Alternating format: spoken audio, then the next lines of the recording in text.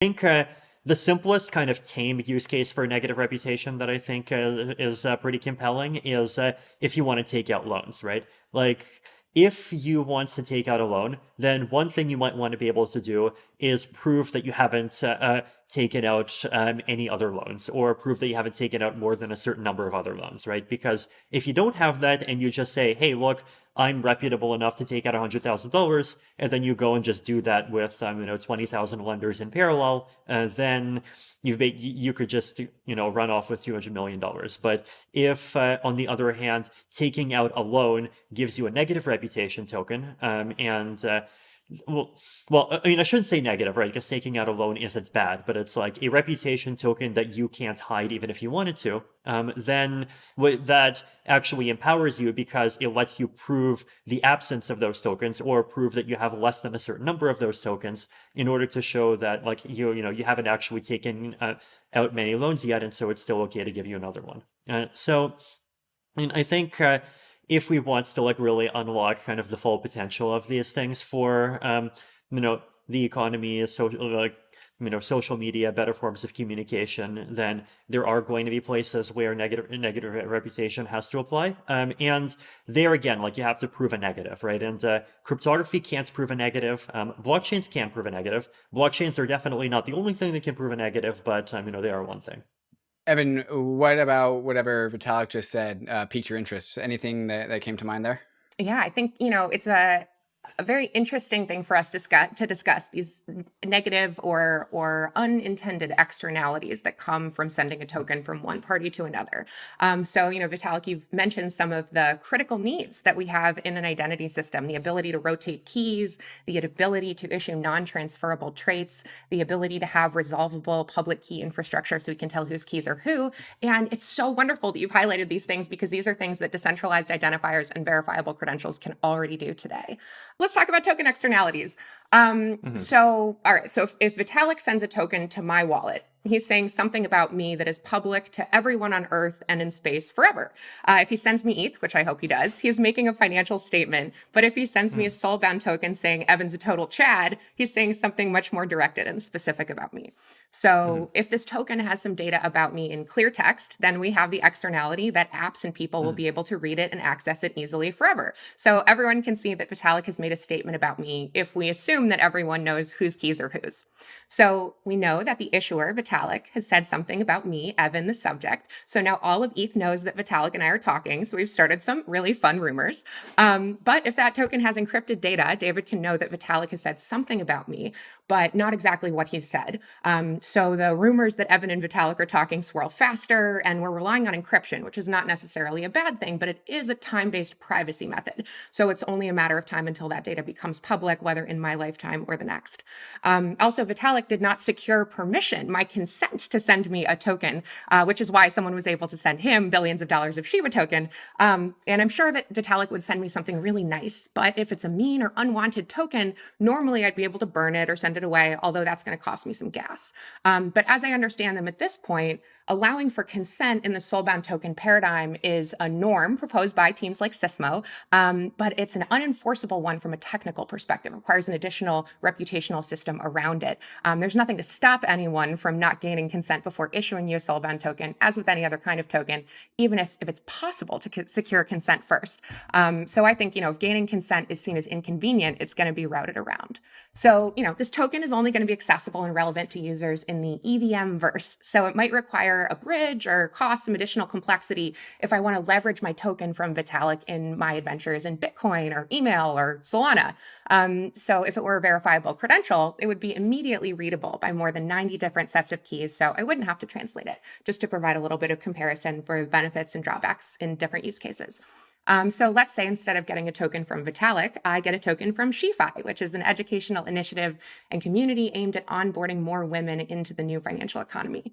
So then everyone knows that I likely identify as a woman.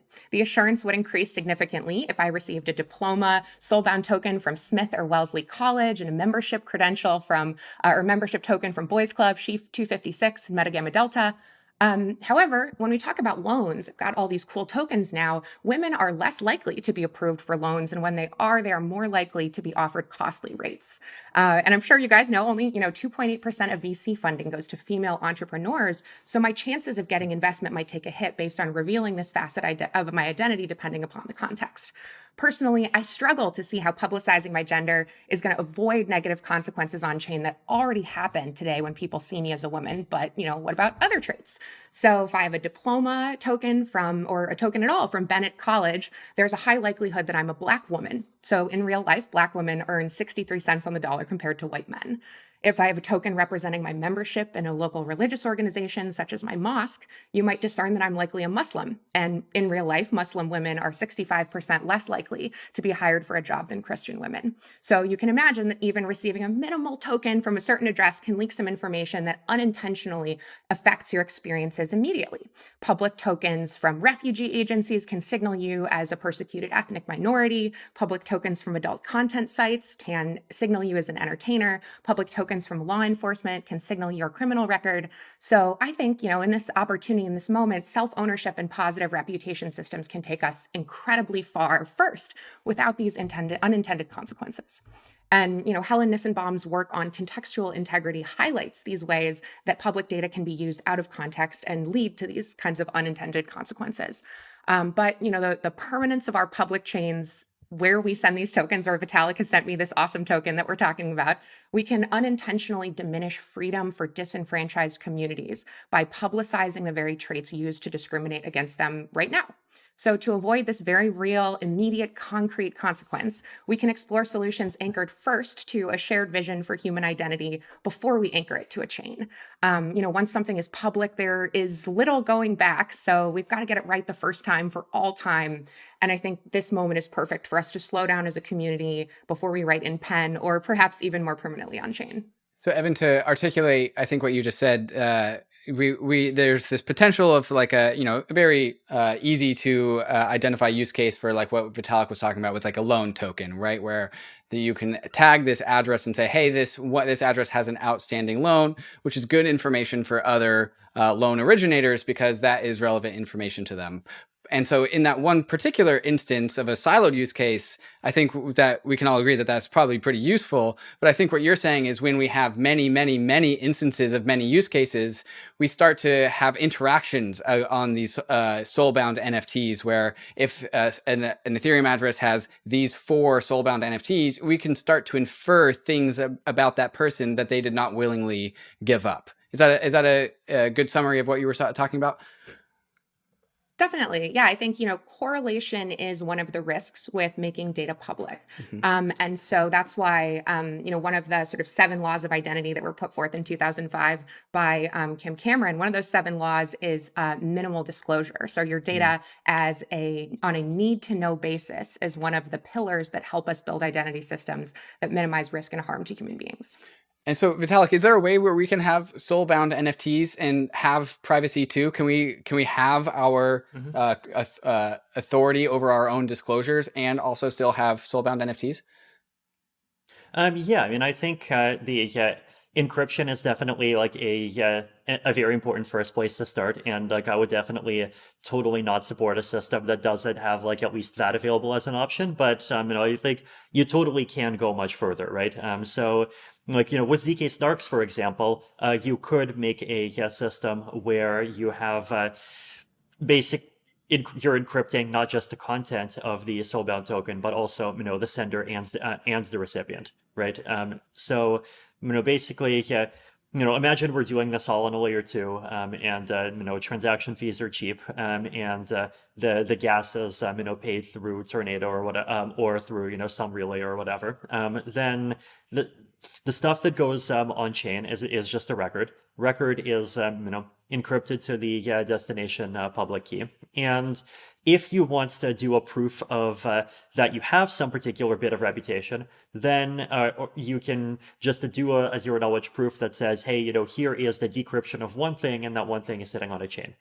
If you want to have a proof that says, I have never received something of this type, then you can make a ZK Snark that just walks over the entire set of records, and then basically show that actually like nothing in that like if you decrypt everything in that set, then like none of those are going to be a record of this type, right? And possibly you can make a kind of privacy efficiency trade-off somewhere, kind of split it into 100 buckets if you only want to decrypt 1% of everything. But you can like really reduce a lot of information there. Now, once you have that, then basically, what you're left with is just a bunch of records containing encrypted data. And the thing that is leaked is the fact that someone said something about someone at some particular time. And so, definitely you'll be able to do analysis and figure out like, how many North American and Latin American people are using it versus how many Asian people. And to a mathematician, that's a pretty significant data leak, but it does get pretty low already. I do think that the point about encryption eventually, like having a risk of eventually breaking, I think it is something that's fair. Though on the other hand, I would also say that like this gets to the point where like if you don't make some information available, then like that starts really going against some of the positive use cases as well, right? Like at some point like you have to kind of pass some bar of capability, and if you don't pass that bar of capability, people will just create centralized providers that do, right? So I do think that it is possible to kind of reduce the privacy issues a lot, especially once like broken encryption comes into your model. Like you definitely can't do it to 100%, though 10-year-old information getting revealed is less bad than 0-year-old information getting revealed, and still only happens occasionally and so forth. And like there's definitely a kind of like a place to trade off on the boundary. And so I do think that there is a case that if there is some NFT where like the contents are sensitive, then you might even want to like put a hash of it on chain. And like the thing, actually no, here's what you do: you put the recipient on chain. And you would just send the contents of the NFT to the recipient, and then you put the hash on chain, right?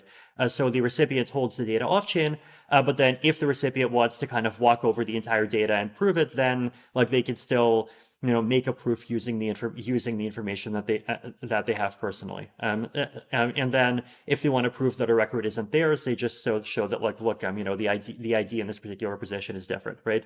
So there are lots of technical tricks that you can do. But I do sympathize with the idea that like you can't bring the issues down to exactly zero. And I think like there is some trade-off at the end, though. At the same time, as I'm sure Justin told you, never underestimate the power of cryptography to do quite a lot. So, I guess at some point it does, get into kind of just being application specific. MakerDAO is the OG DeFi protocol. The MakerDAO produces DAI, the industry's most battle-tested and resilient stablecoin. Using Maker, you don't need to sell your collateral if you need liquidity. Instead, you can spin up a Maker vault and use your collateral to mint DAI directly. With Maker, the power to mint new money is in your hands. The Maker protocol is extremely hardened and operated by one of the most experienced DAOs in existence. They've been here since the beginning, they've seen it all, and so you can mint DAI with the assurance that your collateral is safe. Soon, Maker will be present on all chains and L2s, so minting DAI can take place on Oasis.app, Zerion, Zapper, or any other DeFi protocol that you use. Follow Maker on Twitter @MakerDAO and learn from the oldest and most resilient DAO in existence.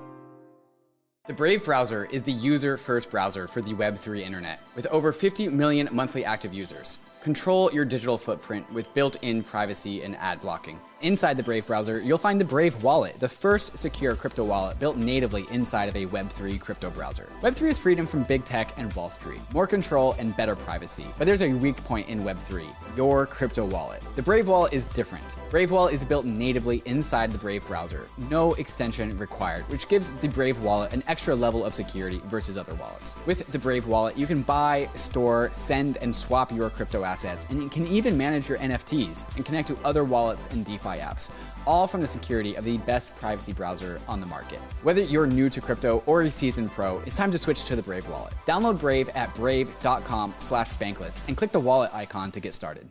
Aave is the leading decentralized liquidity protocol, and now Aave v3 is here. Aave v3 has powerful new features to enable you to get the most out of DeFi, including isolation mode, which allows for many more markets to be launched with more exotic collateral types, and also efficiency mode, which allows for higher loan to value ratios, and of course, portals, allowing users to port their Aave position across all of the networks that Aave operates on, like Polygon, Phantom, Avalanche, Arbitrum, Optimism, and Harmony. The beautiful thing about Aave is that it's completely open source, decentralized, and governed by its community, enabling a truly bankless future for us all. To get your first crypto collateralized loan, get started at aave.com. That's AAVE.com. And also check out the Aave protocol governance forums to see what more than 100,000 DAO members are all raving about at governance.aave.com. I want to ask a question, and this is a little bit beyond my technical expertise to really understand. But if we have this world of like soulbound NFTs, and that's leaking all of this data that we don't want leaked, but we have the solutions to stop those leaks from being leaked with a combination of encryption and ZK proofs. If we maximize if we plug up all the holes of the leaking of the data with ZK proofs and encryption, do we actually kind of ultimately just work back down to the same properties of off-chain NFTs in the first place? Or off-chain credentials, I mean. The key property that we keep, right, is this, I think, one, this ability to prove negatives, and which I do think is important. I think just to kind of expand on why I think like proving negatives is important, like I think it is definitely true that there are like negative or things that people have where if they get revealed, then those properties can get used against them. And I do think that like there's a really big and important role for privacy to play in kind of fighting against that. And I think even the crypto space itself is like a really good example of that, right? And lately we've been having more and more of these anons on Twitter, and they can just get kind of respected for who they are as anons, and we don't even necessarily needs to know what their faces look like, and unless and until they show them, right? And I think that's like people having the option to do that is beautiful. But at the same time, I think kind of the two caveats I would give there is one, that there is a way in which proving negatives can be kind of more, even more egalitarian and empowering than having to prove positives in some cases. And like one particular example of this, right, is in the real world, like in the non-crypto world, there are applications where like one side needs to know that the other side is at least reasonably trustworthy. And one thing that they might do is like prove that the other side doesn't have a criminal record, right?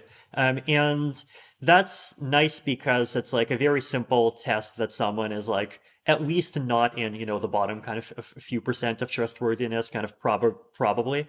And it's something that like most people have by default, right? Now, if we did not have the ability to prove the absence of a criminal record, then the thing that people would probably be forced to do instead is they would be forced to basically say you have to provide positive evidence of good character. And once you have to find positive evidence of good character, then like that's going